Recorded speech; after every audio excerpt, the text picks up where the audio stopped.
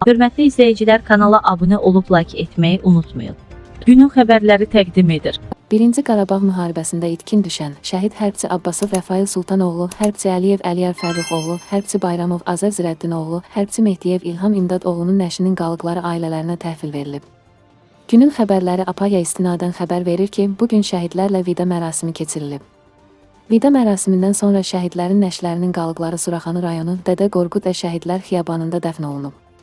Qeyd edək ki, Abbasov Rəfail 1975-ci ildə Amasya rayonunun Mağaracıq kəndində, Əliyar Əliyev 1961-ci ildə Ağdam rayonunun Qılqışlaq kəndində, Azər Bayramov Bakı şəhəri Xətay rayonunda anadan olub və 8 may 1992-ci ildə Şuşa şəhərində itkin düşüb.